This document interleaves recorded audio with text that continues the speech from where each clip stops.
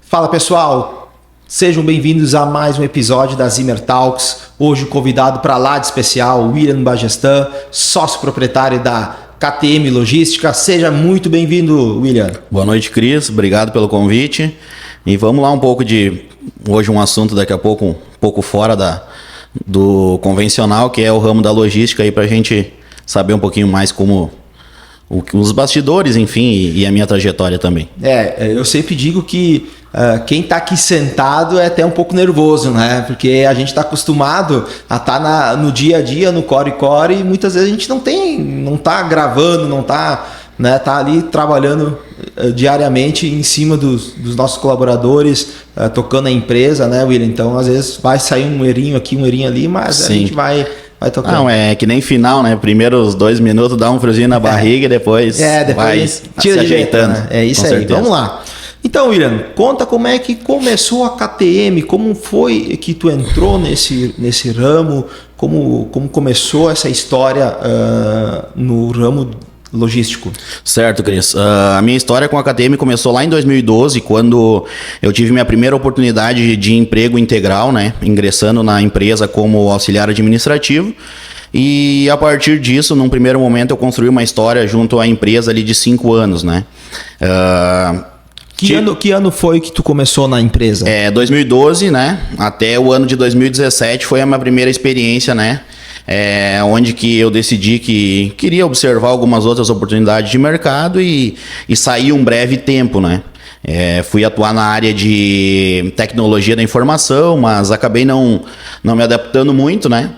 E depois de meio ano eu tive a oportunidade de retornar então para a empresa, né? Para daí num cargo um pouco mais acima de poder fazer a gestão mais a fundo da transportadora, né? E antes disso, lá em 2012, chegou a trabalhar ou foi teu primeiro emprego? Eu tinha 18 anos na época, né? Tinha tido apenas experiências como jovem aprendiz e estagiário na prefeitura, né? Fui jovem aprendiz na Unimed, depois tive um espaço de tempo de estagiário na prefeitura e foi o meu primeiro emprego mesmo, foi na KTM.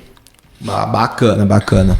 E qual hoje a visão que tu tem da tua empresa hoje? Qual é a visão por trás da sua empresa logística hoje? Certo.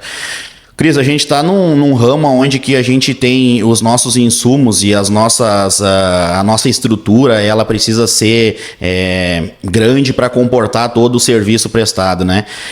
Então, existem muitas variáveis que contribuem para que a empresa tenha uma estrutura e que possa segurar por trás de tudo o que né? Hoje a gente diminuiu um pouco o nosso quadro de funcionários do início, né, de 2020 para cá. Quantos hoje funcionários a gente começou com 20, hoje a gente trabalha com 12 colaboradores, né? Foi observando as adaptações de mercado, principalmente pós-pandemia, né? Onde que tudo foi muito incógnita e a gente precisou se readaptar. Então a gente acabou partindo para um mercado onde que a gente focou mais em profissionalizar os motoristas e dar maior suporte para que eles pudessem trabalhar sozinhos e acabou extinguindo um pouco a categoria do auxiliar, né, na nossa empresa, né? Claro, as empresas de transporte, todas elas possuem um quadro grande de auxiliares, né? Nós também temos alguns, mas foram maneiras de ir enxugando o plantel e ao mesmo tempo ir direcionando o foco. Então a gente acabou partindo para um mercado onde que a gente focou mais em profissionalizar os motoristas e dar maior suporte para que eles pudessem trabalhar sozinhos e acabou extinguindo um pouco a categoria do auxiliar, né, na nossa empresa, né? Claro, as empresas de transporte, todas elas possuem um quadro grande de auxiliares, né? Nós também temos alguns, mas foram maneiras de ir enxugando o plantel e ao mesmo tempo ir direcionando o foco da empresa, né? Que lá no início tinha muito a carga fracionada como foco e com a minha gestão a gente acabou mirando na carga completa, né? Em fretes direcionados. Então, o que nós podemos dizer, então, William, pelo que eu entendi, a tua empresa estava com 20 funcionários e ela diminuiu o quadro de funcionários, mas manteve a mesma quantia do que fazia com 20 funcionários. Exatamente, a gente optou por seguir um foco de mercado onde que a gente passou a utilizar muito mais da mão de obra dos veículos em si do que propriamente de pessoas, né? Então a gente começou teve que fazer, na verdade, um levantamento para entender quais empresas naquele momento não cabiam mais dentro da nossa estrutura, né? Mirar fretes então mais rentáveis e isso significa cargas maiores, né? Sim, então a KTM então começou a partir pro pesado, né? Digamos assim, pelo que eu entendi. Então, sim, a KTM trabalhava de maneira onde que se deslocava de um ponto A, passando por diversos pontos ao longo do dia, até finalizar o seu último ponto, o retorno para a base, né? E a gente passou a desenvolver aonde que a gente se desloca somente do ponto A até o ponto B, e retorna, né? Então a gente não mudou o segmento indo para uma carga dedicada e não fazendo várias ao longo de um dia, né? Sim. Show de bola. E quais foram os maiores desafios que enfrentou, William, no seu negócio de logística e como superou? A partir de 2020, quando eu assumi a empresa, né? Logo no terceiro mês veio a pandemia do Covid, né? Então foi um momento bem difícil, né? Tava num início, que todos os inícios são difíceis, né? Posso dizer que não foi fácil. E aí teve esse agravante do Covid, né? Mas como a partir daquele momento a gente tinha que achar alguma alternativa para sair daquele momento, né? A gente foi desenrolando situações onde que naquele momento poderiam estar funcionando, como por exemplo farmácias, né? A gente deu ênfase na farmácia por ela estar podendo trabalhar naquela época onde o restante quase todo não podia. Também foi assim para com as redes de supermercado, né? Era uma das poucas situações que estavam funcionando naquele momento, né?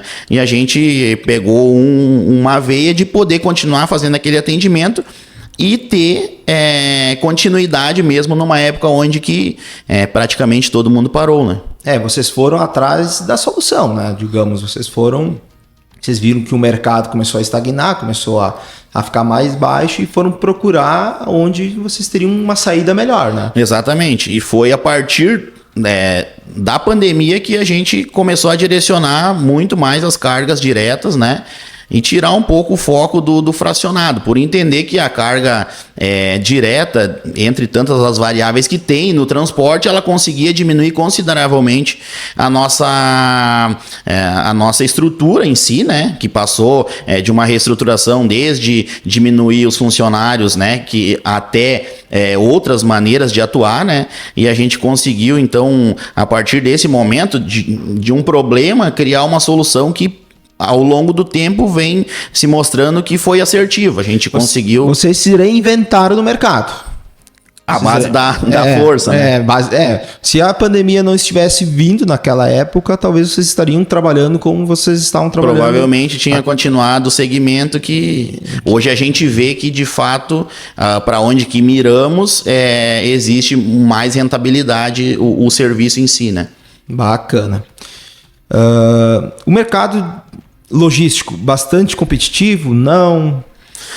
Olha, hoje as empresas consolidadas do ramo do transporte, né, elas ganham no volume, né, são empresas, se tu for, a gente aqui é um vale muito forte, né, a nossa Serra Gaúcha também, com muitos empreendimentos do ramo do transporte, né, e essas empresas, elas têm muita estrutura de atendimento, né, se for olhar aqui na nossa volta, desde Nimec, Tomasi, são todas Trânsito Brasil de Estrela, né, a Bruneto de Lajeado também é uma empresa muito forte, junto com a Zanoni, então são todas equipes muito bem estruturadas e com grandes estruturas por trás, né?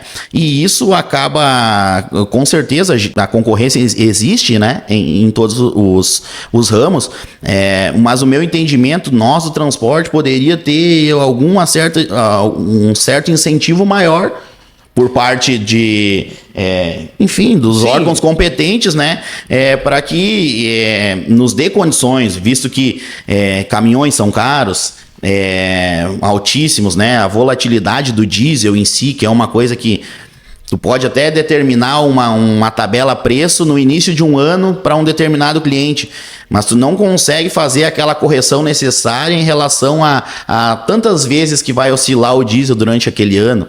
Então isso também é uma questão que influencia bastante. Então assim, existe concorrência, muita, o preço poderia e deveria ser um pouco mais ajustado, mas acho que para todo mundo é assim, né? As margens são muito apertadas e permanece quem consegue fazer um trabalho de excelência e tá no detalhe ali para ter os resultados, né? William, hoje eu vejo que esse é um segmento que tem que se diferenciar, né? Acredito que a KTM se diferencia de algumas outras empresas em alguns aspectos de entrega, de coletas, enfim. E comentou ali do incentivo dos nossos órgãos, né? Que tivemos um exemplo, claro, há alguns anos atrás, não me recordo o ano, que tivemos a greve dos caminhoneiros, né? Sim. Então ali já nos dá um parâmetro de como a gente depende do transporte, né? Hoje vocês levam o alimento até o supermercado, até a medicação até as farmácias. Então hoje o Brasil depende do caminhoneiro, depende da logística, certo? Com certeza. Tudo hoje que a gente for pensar que esteja aqui dentro, ao nosso alcance aqui, né? De alguma forma ou de outra, ela chegou aqui através de um transporte, seja ele do maior ao menor, né? Mas claro que também existe, em contrapartida, eu posso dizer assim que a nossa área de atuação é no Rio Grande do Sul. Existem vários fatores a melhorar com certeza, mas também a gente pode pontuar que existem situações que são boas. Hoje a gente tem estradas boas no Rio Grande do Sul, por exemplo, se a gente for à praia, se a gente for até a Serra Gaúcha, ou enfim, outros, a duplicação está acontecendo daqui em direção a Passo Fundo, que é coisa que daqui a pouco vai chegar ali e vai dar muito mais condições ainda de que se preste serviços melhores, né? Então, sim, à medida de que tem o seu lado negativo, acredito nessa parte, vamos dizer assim, dos incentivos fiscais. Eu acho que daqui a pouco tem situações em outros estados que podem ser bem inferiores aqui a estrutura para o transportador, para o caminhoneiro em si. Certo. E qual foram os maiores desafios que enfrentou ao iniciar o seu negócio de logística e como a superou, William? Olha, o primeiro, a dificuldade maior inicialmente é capital, né? Eu comecei uma empresa, eu tive 15 dias para definir se eu queria fazer uma sucessão ou não da transportadora, e a premissa inicial para as negociações foi: tu aceita fazer negócio comigo a longo prazo, porque dinheiro eu não tenho nada para te dar. E aí, então, o meu ex-patrão, que oportunizou isso para mim, né, ele aceitou. Enfim, a gente, depois de 40 meses do meu primeiro mês, eu terminei de quitar o que eu devia para com ele, né? E iniciei com 10 mil reais emprestado de um amigo meu, para poder abastecer os caminhões no primeiro momento, poder pagar as diárias, os pedágios, enfim, começar o giro mínimo que seja, né? E isso foi um grande problema até que a empresa conseguiu criar o crédito, né? Isso estamos falando depois de 8, 10 meses, um ano, de se reestruturar, de ir atrás, de buscar esses créditos, né? Aonde que depois nos deu o fôlego para continuar na caminhada e ir encaixando, né? Então, essa dificuldade inicial do capital foi uma coisa que contou bastante, porque tudo precisa, né? E principalmente para tu botar um negócio em movimento. E depois as outras dificuldades todas elas, vamos dizer assim, a gente, de alguma maneira ou de outra, teve que gerenciar. Sim. As piores, as maiores, as menores, né? Só que existem situações que fogem da nossa alçada. Por exemplo, eu hoje considero que tenho um entendimento de logística, né? Trabalhei isso a minha vida inteira, mas eu não entendo nada de caminhão. Então eu tenho que criar uma relação boa com uma mecânica que me atenda com excelência e com qualidade, mas que também eu posso ter a confiança neles de que a partir do momento que eu botar o meu caminhão lá, eu saiba que o serviço que vai ser feito é o justo e correto, né? No mundo onde que a gente vive hoje em dia, que existem muitos oportunistas, a gente tem que conseguir levar as nossas situações para pessoas que cuidem de nós também, né? Não só do meu material de instrumento, mas o meu instrumento de trabalho, que é um caminhão, mas também cuidando da saúde financeira da minha empresa, querendo perpetuar um negócio, né? Entre duas agremiações. Então, os problemas com os caminhões foram os que mais me deixaram de cabelo em pé. Fundir motor, quebrar caminhão na estrada, precisar de socorro. Mas talvez tenha sido os momentos que hoje eu tenho como ótimos ensinamentos de que se naquele momento eu mantive a calma, agora talvez o que venha pela frente a gente também consiga, né? Hoje o empresário, ele tá nesse fogo cruzado, né, William? Como tu comentou, a dificuldade em ter hoje uma mecânica de confiança, né? Se cercar de pessoas boas, né? De ter pessoas que vão te ajudar, tanto que tu começou um negócio do zero, né? Tu comentou ali que tu parcelou em 40 meses a compra de uma empresa, pegou um dinheiro emprestado, né? Então eu sempre digo que hoje o teu caso, tu começou do zero. Então hoje quem te vê hoje, o William, não sabe como começou. Hoje tu tá compartilhando isso conosco. Sim. Né? Então é muito bacana escutar isso, William. Parabéns por tudo isso que tu tá comentando aí, de como tu começou, de persistência também. Vejo isso como um ponto muito forte, ter uma persistência para não também sair do rumo, né? Sair do plumo, como a gente diz, né? Bacana.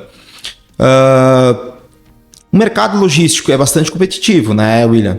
E como a tua empresa se diferencia e se destaca ao meio dessa concorrência? Certo, então todo esse processo que a gente já comentou até aqui vai chegar onde que a gente atua hoje.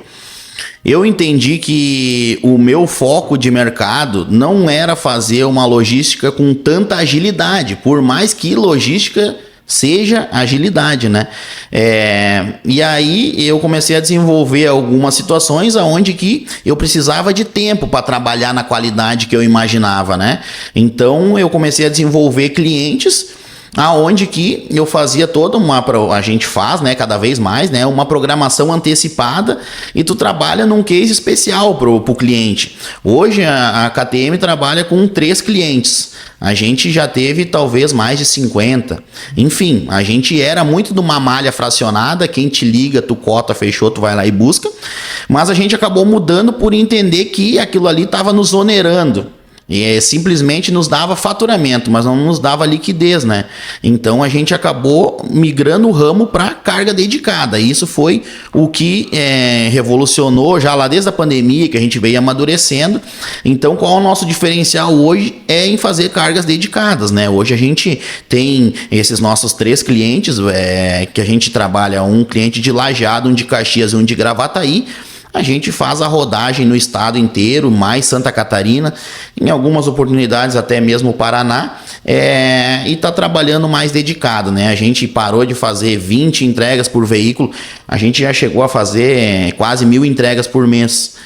E hoje a nossa média fica em torno de 300, 350 entregas por mês, mas essas cargas, elas deixaram de ter quantidade e começaram a ter um volume mais expressivo que para nós é o interessante, né?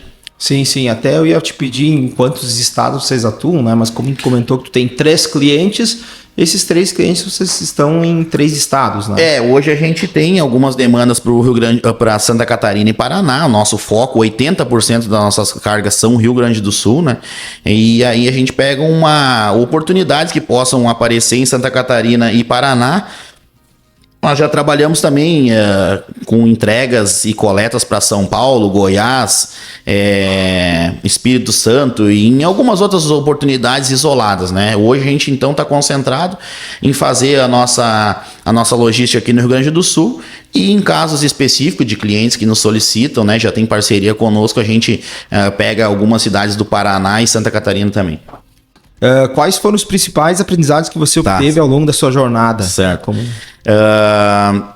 Os aprendizados, eles são contínuos, né? Todo dia acredito que a gente tenha situações para aprender, amadurecer e melhorar, né?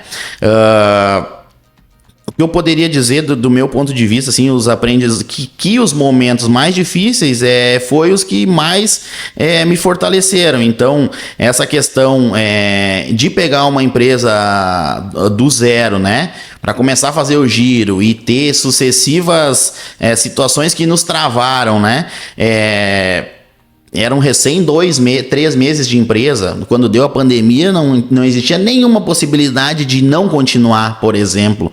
Jogar tudo para cima. Não, ali eu já tinha assumido já 20 funcionários. O governo dava um aporte financeiro para que eles pudessem ficar em casa. Só que ao mesmo tempo a empresa precisava faturar. Então a gente chegou num acordo não legal, né? Eu costumo dizer, porque não era nada oficial, o governo pagava para que eles meio salário para que eles ficassem em casa. E eu paguei a outra metade para eles virem trabalhar, para minha empresa ter faturamento. Então foram 2 meses assim, de abril e maio de 2020, que o nosso faturamento ele despencou para 30%. Já não tinha capital de giro para iniciar o negócio, né? Então aqueles momentos marcaram bastante, mas deram o suporte que a gente tem para estar hoje aqui resolvendo outras situações com mais tranquilidade, né? Então acho que não tem nada específico para a gente que está, enfim, querendo pegar o conhecimento e aceitando que a vida e os problemas vão aparecendo, a gente tem que resolver eles e não tem muito mistério. Com certeza, diariamente, né, William? Nós que estamos aí por trás das nossas empresas, hoje diariamente a gente tem ensinamentos, né? Ensinamentos diários, né? E para quem está nos assistindo, o que tu daria de conselhos, sugestões para aquele que está assistindo, que está pensando em abrir algum negócio, querer ser empreendedor, querer passar lá por uma pandemia como nós passamos, posso dizer também. O que tu diria hoje para aquele que está pensando, mas está em dúvida, ou aquele que já começou e está buscando se aperfeiçoar, está buscando dicas, está buscando... O que tu iria sugerir, William? Sim, eu posso falar somente por mim, né? Mas uma coisa que eu levo muito em consideração é que a autoconfiança na gente é tudo. A partir do momento que a gente tem consegue enxergar, mesmo que não seja palpável, aonde que a gente quer chegar, aquilo é só alimento para a gente poder buscar isso a cada dia, né? É diário. A nossa vida como empreendedor existe em planejamento, dos melhores planejamentos possíveis a gente faz quando começa um ano, né? Mas nem sempre vai acontecer daquela maneira esperada. Então, o que eu teria para dizer em relação a quem daqui a pouco pensa em empreender, dá um frio na barriga, né? Aquela pulga atrás da orelha, certeza, né? Mas uma coisa é certa, se não fizer, não vai dar em nada. Agora, se tiver a tentativa, no final das contas, ainda pode sobrar toda a experiência para ir adiante. Confiar em si. Eu confio em mim. E eu acho que a pessoa tendo isso aí alinhado, essa confiança em dia, o objetivo é questão de tempo, né? Aí vai tempo também para chegar lá adiante. Mas a autoconfiança e ter predisposição, né? Porque nada é sem trabalho, né? Se tiver predisposto a querer chegar num objetivo, confiar, acho que é um bom caminho para trilhar. Então tá aí uma sugestão, algumas dicas do William. E hoje, William, tu se vê... fazer essa pergunta para nós também estar encerrando. Como tu se vê daqui 5, daqui 10 anos? Como você se vê no meio da KTM, no meio do setor de transportes? Sim. Hoje eu transformei o meu negócio, né? Depois desse tempo de transportador, hoje eu me enquadraria muito mais num operador logístico, né? eu consigo hoje trabalhar com os meus clientes não tendo mais toda a estrutura que um transportador precisa, como, por exemplo, depósito e caminhões. A gente fez testes inicialmente, né, aonde que a gente jogou as nossas operações dentro de estruturas prontas, terceirizou todo o serviço da logística, administra o intermeio, né, desde o processo de coleta até o administrativo a gente trabalha de forma administrativa, porém a gente eliminou situações como, por exemplo, armazém que é tudo em busca da maior rentabilidade, né? A gente hoje tem alguns veículos que fazem as viagens diretas de cliente comprador para cliente recebedor, e as outras alternativas que a gente achou foi de trabalhar com estruturas terceiros, né? Então a gente tem o nosso cliente, ele passa exatamente pelo mesmo processo que ele passava quando a KTM tinha todos esses movimentos, né? E a gente conseguiu agrupar. Então hoje eu tenho cliente meu de Gravataí, que a KTM presta serviço, né? Toda a parte operacional, que a gente costuma dizer, né? E só não a mão de obra e o instrumento, que é o veículo, sim, ele é terceirizado. Então hoje a gente, para minimizar nossos custos, para eu sair também um pouco dessa situação de questões manutenção, muito carga horária de motoristas, funcionários em si, né? A gente optou por fazer dessa maneira. Então a gente concentra hoje veículos que não precisam de depósito e operações que trabalham com estruturas terceiras, né? A gente pretende, a gente hoje tem 3 clientes a nível de estado, né, onde que elas estão em diferentes posições para com esses terceiros, e a gente quer aumentar esse leque aí agora durante esse ano aí para pelo menos mais 2 clientes, né? A gente mantém estrutura administrativa, mas tenta cada vez mais sair da mão de obra em si, por entender que é um caminho mais sólido para nós, né? E quanto a outros negócios, a gente está sempre buscando inovar, crescer e usar desse período que a gente vive hoje, né? Digo em relação à idade, mentalidade boa, estar são, para fazer melhorar não só as minhas condições, como também da minha família, que é sempre um objetivo que a gente tem, né? Bacana. E você que está assistindo, quiser participar aqui, você que é empreendedor, que você queira compartilhar conosco aqui na Zimmer Talks, nós criamos esse Zimmer Talks justamente para poder compartilhar um pouco de cada segmento da nossa região, as experiências que cada empreendedor teve, como começou, como está hoje, e sejam bem-vindos. Entre em contato conosco que a gente vai dar um jeito aí de entrevistar. Muito obrigado, William, pelas palavras, pelos depoimentos aí. Muito obrigado mesmo. E eu que agradeço o convite aí. Show de bola. Valeu.